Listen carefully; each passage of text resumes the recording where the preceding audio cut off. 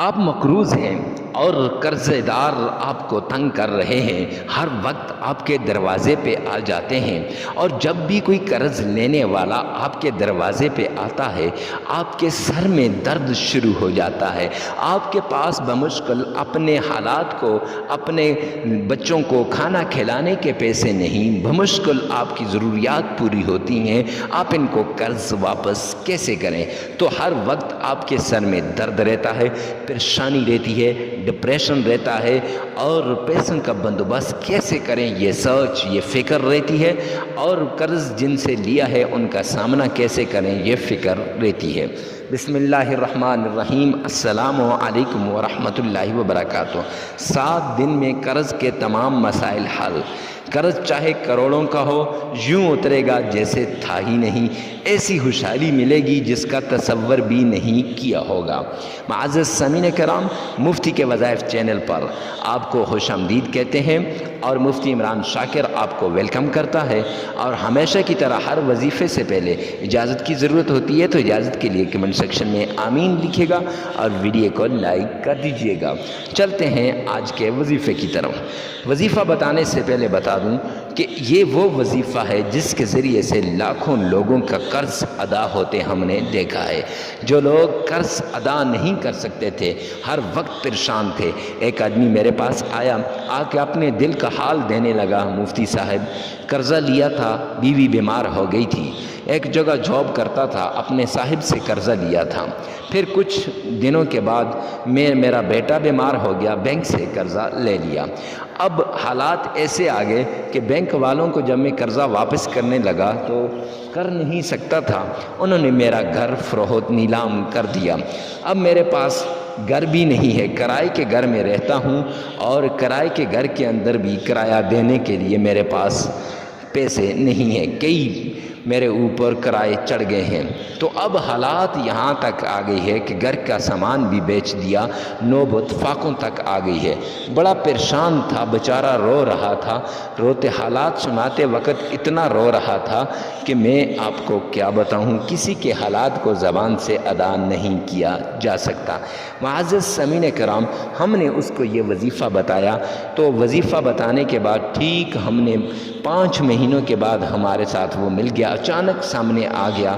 تو جو ہی سامنے آیا ہم نے پوچھا کہ ہاں بتاؤ کیسے حالات چل رہے ہیں؟ تو اس کا نام عارف تھا۔ میں نے کہا عارف بھائی کیسے حالات چل رہے ہیں؟ وہ بھاگتا ہوا میرے پاس آیا، سینے سے لگا، کہتے ہیں مفتی صاحب اللہ سبحانہ و تعالیٰ آپ کو اجر عظیم عطا فرمائے، آپ نے وہ وظیفہ نہیں بتایا، گویا کہ آپ نے مجھے وہ رقم دے دی لوگوں کو واپس کرنے والی۔ میں نے جو ہی وہ وظیفہ کیا تو میری زمین کے اندر یہ سنگ مرمر کا پتھر تھا، اچانک ہی ہم سوئے ہوئے تھے، دوپہر کا وقت تھا، پریشانی کے عالم میں بچے سوئے ہوئے تھے، اور میں پاس بیٹھا ہوا تھا، سوچ رہا تھا نہ جاب ہے، نہ گھر ہے، نہ کچھ ہے، ایک چھوٹی سی جھونپڑی میں۔ اب میری تھوڑی سی زمین تھی، ایک صاحب آئے، کہنے لگے جی مجھے وہ زمین چاہیے۔ میں نے کہا کس لیے؟ کہتے جی اس میں پتھر ہے تو میں پتھر نکالنا چاہتا ہوں، تو اس لیے مجھے وہ زمین چاہیے۔ میں نے کہا کتنے کی لوگے؟ میرے ذہن میں تھا چند لاکھ روپے دے کے مجھ سے یہ زمین لے لے گا، لیکن جب اس نے کہا کہ میں آپ کو 7 کروڑ دیتا ہوں تو میرے پاؤں کے نیچے سے زمین نکل گئی۔ میں نے کہا جی حضرت ابھی اسی وقت میں آپ کو دیتا ہوں، پلیز مجھے میرے ساتھ مذاق نہ کیجیے۔ تو اب وہ کہتے ہیں نہیں جی مذاق نہیں کر رہا، میں سچ کہہ رہا ہوں آپ کو دوں گا۔ تو اس نے کہا ٹھیک ہے، پھر کاغذات لائے، سائن کیے، اور مجھے 7 کروڑ مل گیا۔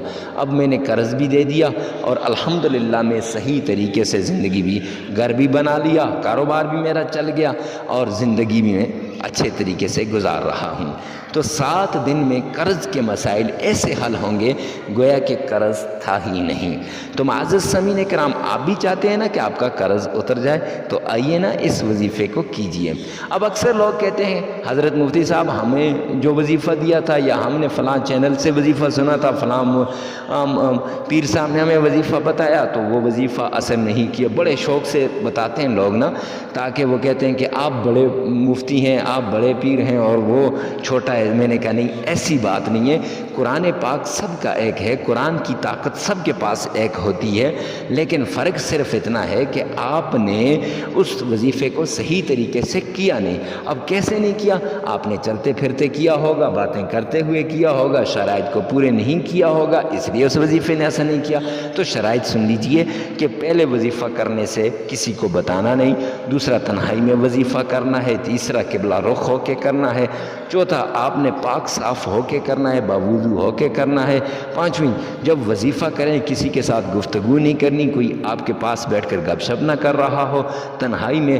اور وظیفہ کرنے کی سب سے بڑی شرط یہ ہے کہ آپ کا یقین ہو کہ اس وظیفے کے بعد قرض کے لیے مجھے کوئی اور وظیفہ کرنا نہیں پڑے گا. اب جس وقت یہ ہوگا تو انشاءاللہ یہ وظیفہ اثر کرے گا. معزز سامعین کرام، اب پھر آپ نے بیٹھ جانا ہے. اب 3 مرتبہ آپ نے تعوذ پڑھنا ہے. اعوذ باللہ من الشیطان الرجیم.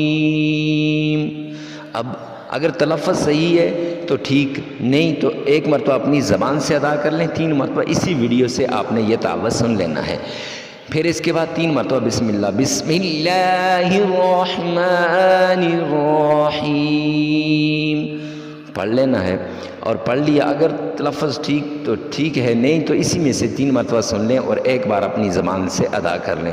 پھر اللہم صلی علی محمد وعلی آل محمد، نبی پاک صلی اللہ علیہ وسلم کی شان میں درود پاک پڑھنا ہے. 3 مرتبہ اسی ویڈیو میں سے سننا ہے، 1 مرتبہ اپنی زبان سے ادا کرنا ہے. کرنے کے بعد اب آپ نے سورہ فاتحہ الحمدللہ رب العالمین الرحمن الرحیم مالک یوم الدین ایاک نعبد و ایاک نستعین اہدنا الصراط المستقیم صراط الذین انعمت علیہم غیر المغضوب علیہم ولا الضالین آمین. آپ نے یہ سورہ فاتحہ 41 مرتبہ پڑھنی ہے. اگر نہیں آتی تو اسی ویڈیو میں سے بار بار سن لیجئے گا، 1 مرتبہ اپنی زبان سے اور باقی اسی میں سے آپ نے سن لینی ہے پوری توجہ کے ساتھ، اور 41 بار پورے کر لینے ہیں.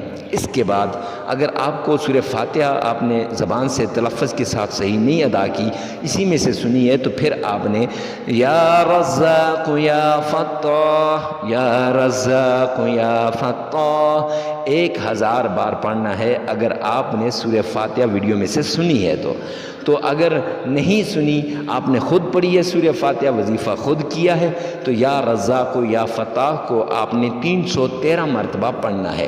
معزز سامعین کرام، اس کے بعد آپ نے 3 مرتبہ درود پاک پڑھنا ہے، اور درود پاک پڑھنے کے بعد 33 بار استغفار کرنا ہے. انشاءاللہ قرض ایسے اترے گا جیسے تھا ہی نہیں. ویڈیو کو ثواب کی نیت سے شیئر کرنا نہ بھولیے گا.